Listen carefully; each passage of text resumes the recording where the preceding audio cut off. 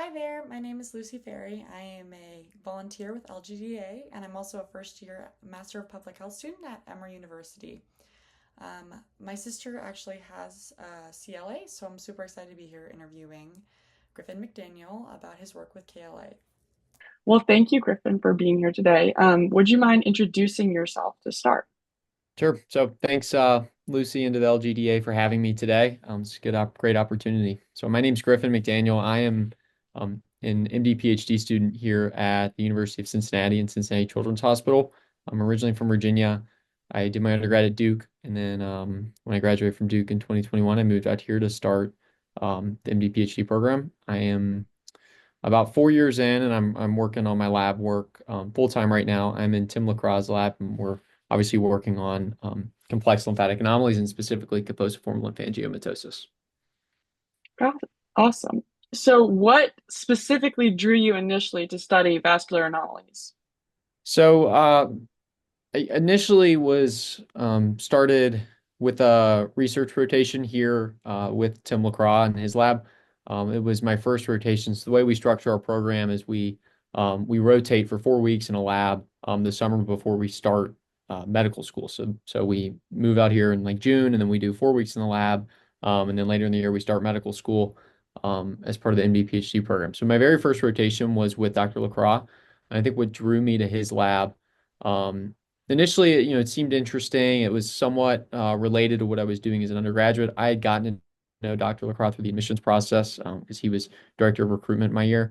So it was a good fit. I knew the PI was interested in the work, so I figured I'd do a rotation and ended up really enjoying it. There are kind of two things about vascular anomalies I think is really interesting from a trainee perspective. And the first is so much of the genetics and the mutations are similar to what are involved in various types of cancers. For example, the NRAS mutation that we study is in about 20% of melanomas. So, obviously they're behaving very differently in the setting of vascular anomalies, but there's a lot of overlap in the signaling pathways and a lot of overlap in the methodology that we can utilize. So we can kind of piggyback off of a lot of work that's already been done in the cancer literature to advance our studies further, which is really helpful from a scientific perspective.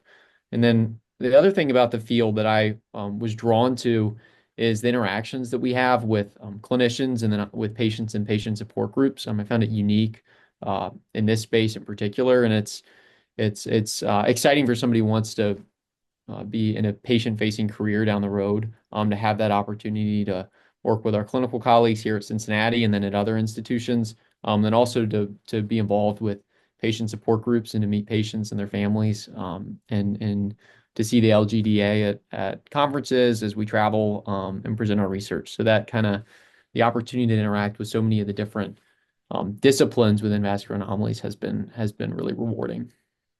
Yeah, awesome. Yeah, I remember growing up, my sister has a CLA, and we would go to the patient conferences, and it's really cool to see, all of the families get together and things like that.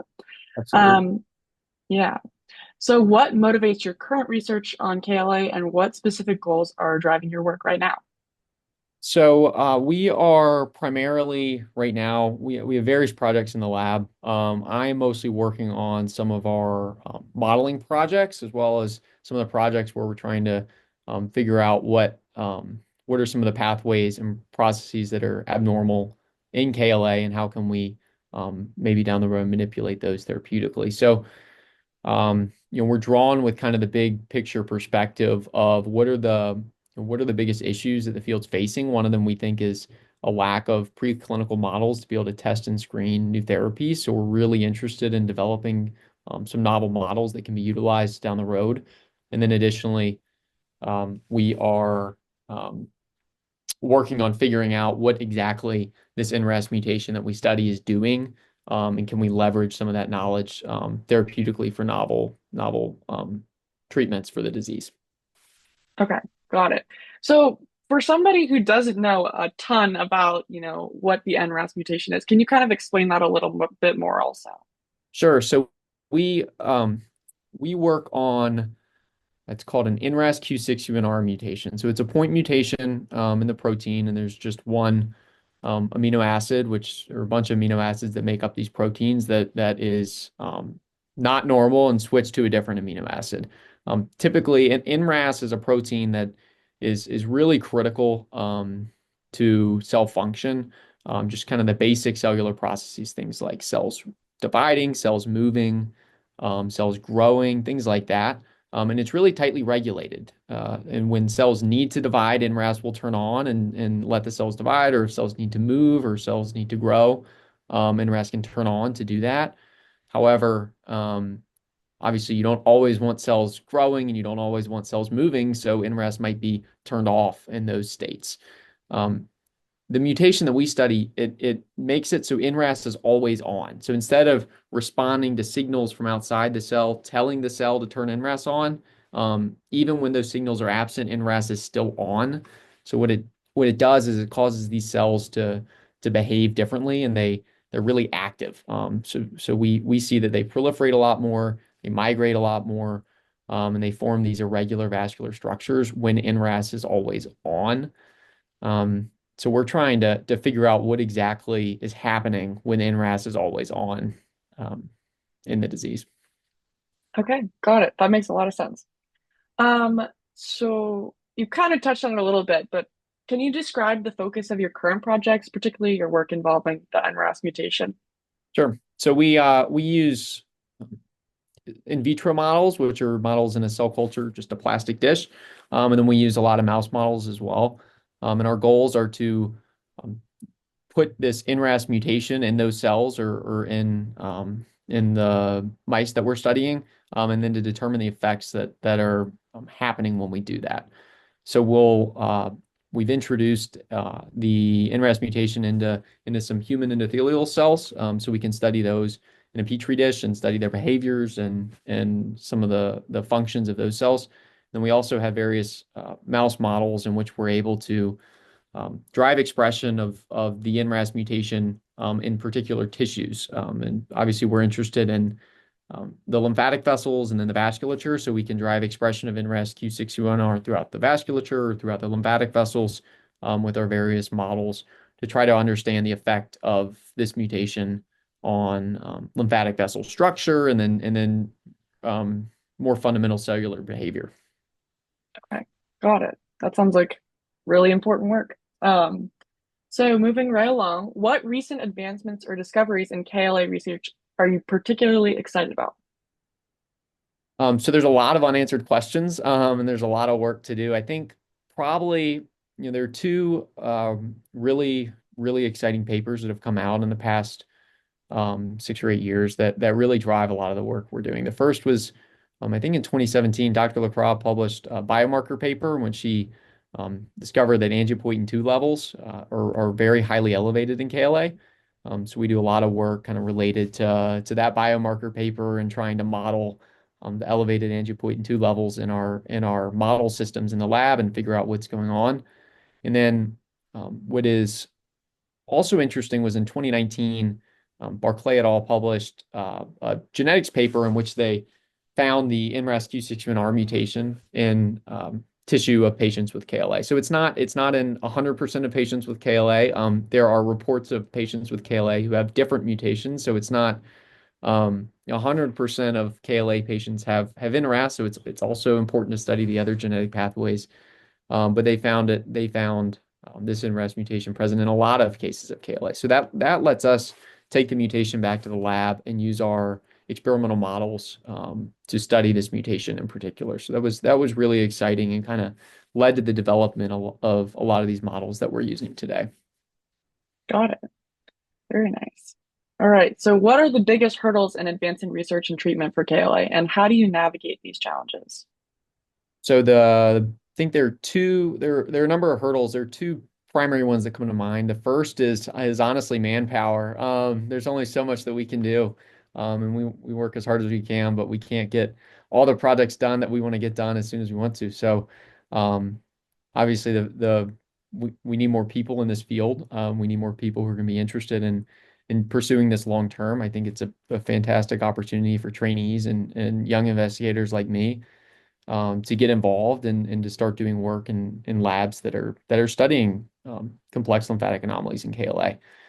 And then I think more related to biggest hurdle in treatment is from a science perspective is how can we develop more and better models of KLA that we can use to screen treatments before they get to the clinic. And I think the having more robust models that are available will really enable us to test these novel pathways in a way that obviously you can't do with patients and try to discover some new treatments or some new therapies that clinicians might down the road be interested in utilizing in a clinical setting.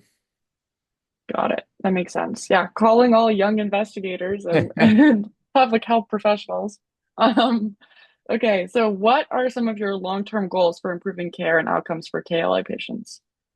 So I've touched on this throughout, obviously. I think one of the big long-term interests of the lab, of Dr. Lacroix's lab broadly, is understanding some of the cellular processes that are abnormal in KLA and trying to understand whether they can be whether knowledge of which pathways are dysregulated can be leveraged for therapeutic benefit. So whether we can figure out different druggable targets that might be going wrong in KLA that we can use in the clinic. I think that would really be obviously beneficial as um, from a therapeutic development standpoint, and then to improve patient outcomes. Yeah, definitely. So where do you see your research heading in the next few years, given that? Um, well, we'll see how that goes. I am um we're still in the works a lot of discovering some of the pathways that are dysregulated. So I'd like to, have a much better picture in the next few years of which particular biological processes and pathways are abnormal in KLA and whether um, how well studied are those pathways and really understanding the particular aspects of the disease characteristics that each pathway is driving. These pathways have very different functions cellularly, so understanding which pathways are driving maybe the proliferative effects of the cells or the migratory capabilities of the cells, um, some of the inflammation that might be involved, things like that, trying to delineate the individual contributions. So I'd like to see us get a little closer in understanding the individual components in the next few years. So we're working on it, but we'll see what we come up with. Awesome. Okay, so we're gonna pivot now to more research specific questions from, skimming some of your works that you've published. So you've developed a special mouse model to study how this mutation works. What has this model helped you learn about KLA and how might it lead to better treatments? So we've recently published two new mouse models of KLA. The first is Pasteur et al. Published in 2024, and in that paper we drove expression of the NRAS Q61R mutation throughout all the vessels in the mouse, throughout all the endothelial cells. Those mice develop some of the clinical characteristics of patients with KLA. So they get really, really enlarged spleens called splenomegaly. And it's not present in every patient with KLA, but it is reported in the literature in some case reports of some patients with KLA. Those spleens also get these big lesions that express some lymphatic vessel markers throughout them, suggesting that this very well could be mimicking a complex lymphatic anomaly like Kaposiform Lymphangiomatosis. Um, these mice also get elevated angiopoietin-2 levels in their um, blood, which again mimics some of the clinical characteristics of patients with KLA.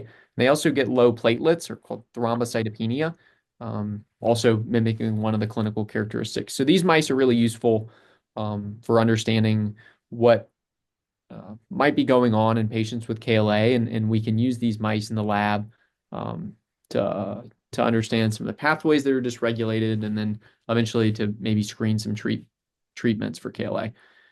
And then more recently, we published also in 2024 a paper with a different mouse model of KLA in which we drive expression of the NRAS Q61R mutation throughout the lymphatic vessels in a developing mouse.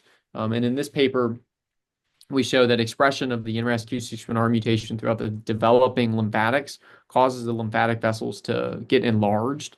And it also causes some lymphatic overgrowths, these cellular masses that kind of grow into some lymphatic structures, which mimics some of the lymphangiomatosis or lymphatic overgrowth that some patients with KLA might also experience. So I think put together, these two new mouse models are going to be really useful in the lab for us to understand what's going on and how might we be able to target KLA.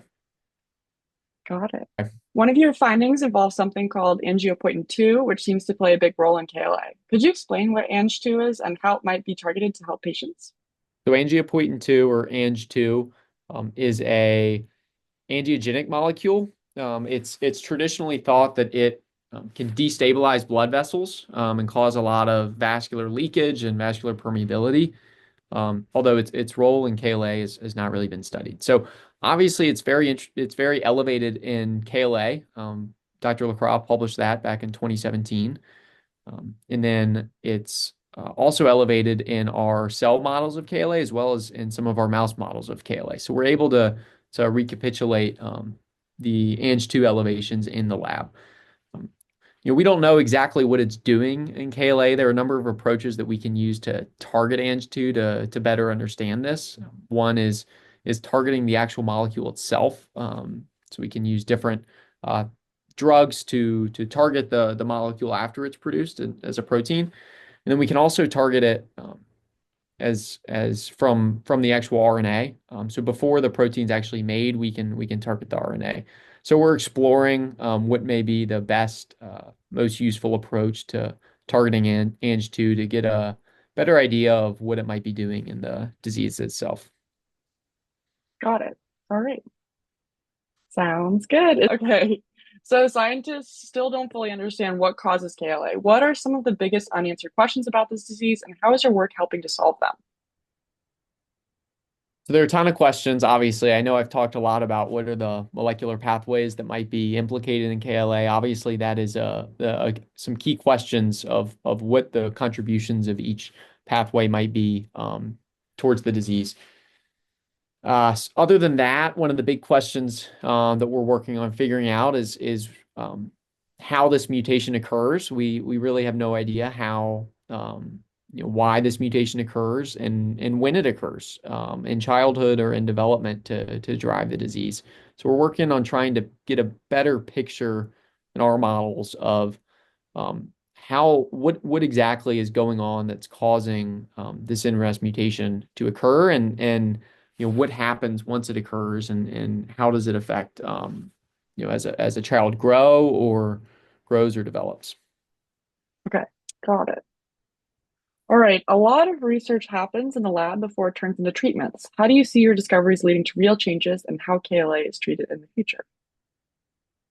So I think the biggest thing that we can do in the lab to contribute to how KLA is treated in the future, I think first and foremost our collaborations with our clinical colleagues at the Vascular Malformation Center here at Cincinnati and then at other centers is really critical to understanding what are the clinical unmet needs that we need to study and that we can study in the lab.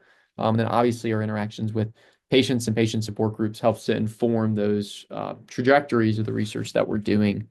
I think one of the big areas we can use our model systems for is in screening new treatments. So in some of the discoveries we may have in the lab or some intuitions or suggestions from our clinical colleagues about other drugs that might be of therapeutic benefit, how we can take those drugs back into the lab, put them through our model systems and figure out what may or may not work and then go from there. Got it. Okay, so patient advocacy groups, you've kind of talked a good bit about. So what can these patient advocacy groups play more of a role in helping move research forward or supporting families affected by KLA? Like what do you see their role as and how do you think that we can continue to improve? Yeah, I think the LGDA does a great job of being present at all of our stuff. So when the conferences that I've been able to attend over the past few years, there's been representatives from patient advocacy groups at every single one of them. So I think that's really critical for us as an opportunity to meet and to engage with those patient advocacy groups at the conferences that also have the clinicians and the scientists working together. We're really able to interact with patients and patient advocacy groups in those settings as well to move this forward. So I think involvement in those settings has been really really useful towards the work that we're doing in the lab. Awesome. Thank you so much for your time. Yeah, thanks. Appreciate it.